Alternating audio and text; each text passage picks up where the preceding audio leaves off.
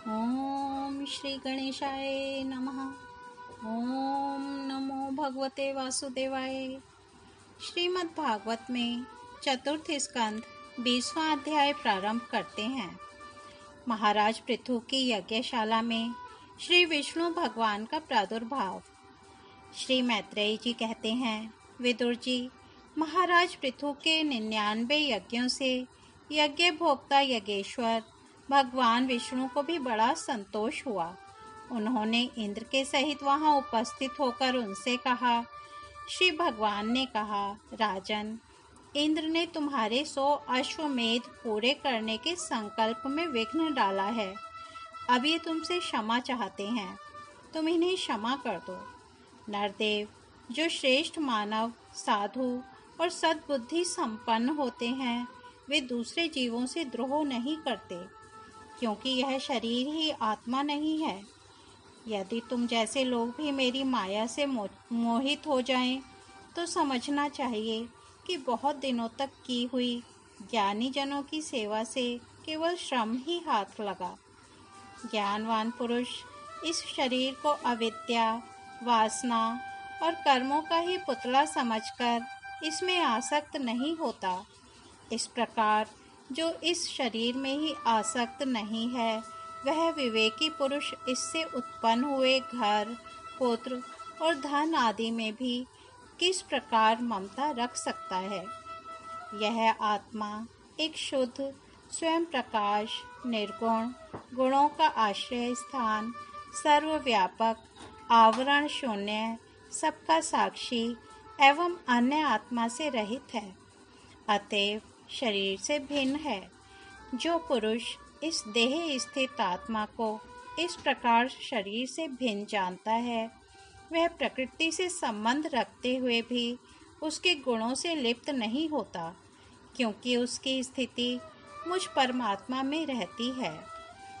राजन, जो पुरुष किसी प्रकार की कामना न रखकर अपने वर्णाश्रम के धर्मों द्वारा नित्य प्रति श्रद्धा पूर्वक मेरी आराधना करता है और उसका चित्त धीरे धीरे शुद्ध हो जाता है, चित्त शुद्ध होने पर उसका विषयों से संबंध नहीं रहता तथा उसे तत्व ज्ञान की प्राप्ति हो जाती है, फिर तो वह मेरी समता रूप स्थिति को प्राप्त हो जाता है। यही परम शांति, भ्रम अथवा कैवल्य है। जो पुरुष यह जानता है कि शरीर, ज्ञान, क्रिया और मन का साक्षी होने पर भी कूटस्थ आत्मा उनसे निर्लिप्त ही रहता है, वह कल्याण में मोक्ष पद प्राप्त कर लेता है। राजन, गुण प्रवाह रूप आवागमन तो भूत, इंद्रिय, इंद्रियाभिमानी देवता और चिदाभास, इन सब की समष्टि रूप पर छिन्न लिंग शरीर का ही हुआ करता है। इसका सर्वसाक्षी आत्मा से कोई संबंध नहीं है। मुझ में दृढ़ अनुराग रखने वाले बुद्धिमान पुरुष संपत्ति और विपत्ति प्राप्त होने पर कभी हर्ष, शोकादि विकारों के वशीभूत नहीं होते। इसलिए वीरवर, तुम उत्तम, मध्यम और अधम पुरुषों में समान भाव रखकर सुख दुख को भी एक साथ समझो तथा मन और इंद्रियों को जीतकर मेरे ही द्वारा जुटाए हुए मंत्री आदि समस्त राजकीय पुरुषों की सहायता से संपूर्ण लोकों की रक्षा करो। राजा का कल्याण प्रजा पालन में ही है। इससे उसे परलोक में प्रजा के पुण्य का 6वां भाग मिलता है। इसके विपरीत जो राजा प्रजा की रक्षा तो नहीं करता, किंतु उससे कर वसूल करता जाता है, उसका सारा पुण्य तो प्रजा छीन लेती है और बदले में उसे प्रजा के पाप का भागी होना पड़ता है।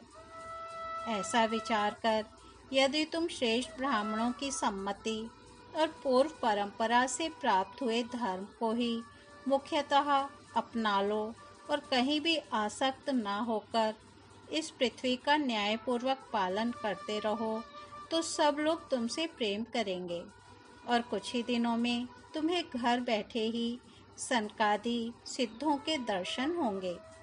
राजन, तुम्हारे गुणों ने और स्वभाव ने मुझको वश में कर लिया है, अतः तुम्हें जो इच्छा हो मुझसे वर मांग लो। उन क्षमा आदि गुणों से रहित यज्ञ, तप अथवा योग के द्वारा मुझको पाना सरल नहीं है। मैं तो उन्हीं के हृदय में रहता हूँ जिनके चित्त में समता रहती है। श्री मैत्रेयी जी कहते हैं, विदुर जी, सर्वलोक गुरु श्री हरि के इस प्रकार कहने पर जग द्विजयी महाराज पृथु ने उनकी आज्ञा श्रोधार्य की। देवराजेंद्र अपने कर्म से लज्जित होकर उनके चरणों पर गिरना ही चाहते थे कि राजा ने उन्हें प्रेम पूर्वक हृदय से लगा लिया और मनोमालिन्य निकाल दिया। फिर महाराज पृथु ने विश्वात्मा भक्तवत्सल भगवान का पूजन किया और क्षण क्षण में उमड़ते हुए भक्ति भाव में निमग्न होकर प्रभु के चरण कमल पकड़ लिए। श्रीहरि वहां से जाना चाहते थे, किंतु पृथु के प्रति जो उनका वात्सल्य भाव था उसने उन्हें रोक लिया। वे अपने कमल दल के समान नेत्रों से उनकी ओर देखते ही रह गए, वहां से जा न सके। आदिराज महाराज पृथु भी नेत्रों में जल भर आने के कारण ना तो भगवान का दर्शन ही कर सके और ना तो कंठ गदगद हो जाने से कुछ बोल ही सके। उन्हें हृदय से आलिंगन कर पकड़े रहे और हाथ जोड़े ज्यों के त्यों खड़े रह गए। प्रभु अपने चरण कमलों से पृथ्वी को स्पर्श किए खड़े थे। उनका कराग्र भाग गरुड़ जी के ऊंचे कंधे पर रखा हुआ था। महाराज पृथु नेत्रों के आंसू पोंछकर अतृप्त दृष्टि से उनकी ओर देखते हुए इस प्रकार कहने लगे। महाराज पृथु बोले, मोक्षपति प्रभो, आप वर देने वाले ब्रह्मादि देवताओं को भी वर देने में समर्थ हैं। कोई भी बुद्धिमान पुरुष आपसे देहाभिमानियों के भोगने योग्य विषयों को कैसे मांग सकता है? वे तो नारकी जीवों को भी मिलते ही हैं। अतः मैं इन तुच्छ विषयों को आपसे नहीं मांगता। मुझे तो उस मोक्ष पद की भी इच्छा नहीं है जिसमें महापुरुषों के हृदय से उनके मुख द्वारा निकला हुआ आपकी चरण कमलों का मकरंद नहीं है। जहाँ आपकी कीर्ति कथा सुनने का सुख नहीं मिलता, इसलिए मेरी तो यही प्रार्थना है कि आप मुझे 10,000 कान दे दीजिए, जिनसे मैं आपके लीला गुणों को भी सुनता ही रहूं। पुण्य कीर्ति प्रभो, आपके चरण कमल मकरंद रूपी अमृत कणों को लेकर महापुरुषों के मुख से जो वायु निकलती है, उसी में इतनी शक्ति होती है कि वह तत्व को भूले हुए हम कुयोगियों को पुनः तत्व ज्ञान करा देती है। अतएव हमें दूसरे वरों की कोई आवश्यकता नहीं है। उत्तम कीर्ति वाले प्रभो, सत्संग में आपके मंगलमय सुयश को दैववश एक बार भी सुन लेने पर कोई पशु बुद्धि पुरुष भले ही तृप्त हो जाए, गुणग्राही उसे कैसे छोड़ सकता है? सब प्रकार के पुरुषार्थों की सिद्धि के लिए स्वयं लक्ष्मी जी भी आपके सुयश को सुनना चाहती हैं। अब लक्ष्मी जी के समान मैं भी अत्यंत उत्सुकता से आप सर्वगुण धाम पुरुषोत्तम की सेवा ही करना चाहता हूँ, किंतु ऐसा ना हो कि एक ही पति की सेवा प्राप्त करने की होड़ होने के कारण आपके चरणों में ही मन को एकाग्र करने वाले हम दोनों में कलह छिड़ जाए। जगदीश्वर जगजननी लक्ष्मी जी के हृदय में मेरे प्रति विरोध भाव होने की संभावना तो है ही, क्योंकि जिस आपके सेवा कार्य में उनका अनुराग है, उसी के लिए मैं भी लालायित हूँ।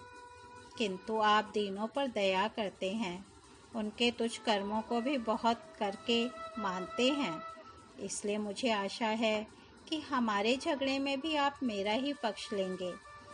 आप तो अपने स्वरूप में ही रमण करते हैं, आपको भला लक्ष्मी जी से भी क्या लेना है? इसी से निष्काम महात्मा ज्ञान हो जाने के बाद भी आपका भजन करते हैं। आप में माया के कार्य, अहंकार आदि का सर्वथा अभाव है।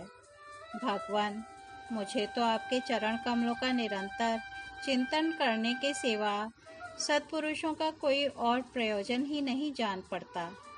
मैं भी बिना किसी इच्छा के आपका भजन करता हूँ। आपने जो मुझसे कहा कि वर मांग, सो आपकी इस वाणी को तो मैं संसार को मोह में डालने वाली ही मानता हूँ। यही क्या, आपकी वेद रूपा वाणी ने भी तो जगत को बांध रखा है। यदि उस वेदवाणी रूप रस्सी से लोग बंधे न होते तो वे मोहवश सकाम कर्म क्यों करते। प्रभो, आपकी माया से ही मनुष्य अपने वास्तविक स्वरूप आपसे विमुख होकर अज्ञानवश अन्य स्त्री पुत्रादि की इच्छा करता है। फिर भी जिस प्रकार पिता पुत्र की प्रार्थना की अपेक्षा न रखकर अपने आप ही पुत्र का कल्याण करता है, उसी प्रकार आप भी हमारी इच्छा की अपेक्षा न करके हमारे हित के लिए स्वयं ही प्रयत्न करें। श्री मैत्रेय जी कहते हैं, आदिराज पृथु के इस प्रकार स्तुति करने पर सर्वसाक्षी श्री हरि ने उनसे कहा, राजन, तुम्हारी मुझ में भक्ति हो। बड़े सौभाग्य की बात है कि तुम्हारा चित्त इस प्रकार मुझ में लगा हुआ है। ऐसा होने पर तो पुरुष सहज में ही मेरी उस माया को पार कर लेता है, जिसको छोड़ना या जिसके बंधन से छूटना अत्यंत कठिन है। अब तुम सावधानी से मेरी आज्ञा का पालन करते रहो। प्रजापालक नरेश, जो पुरुष मेरी आज्ञा का पालन करता है उसका सर्वत्र मंगल होता है। श्री मैत्रेय जी कहते हैं, विदुर जी, इस प्रकार भगवान ने राजर्षि पृथु के सार गर्भित वचनों का आदर किया। फिर पृथु ने उनकी पूजा की और प्रभु उन पर सब प्रकार कृपा कर वहां से चलने को तैयार हुए।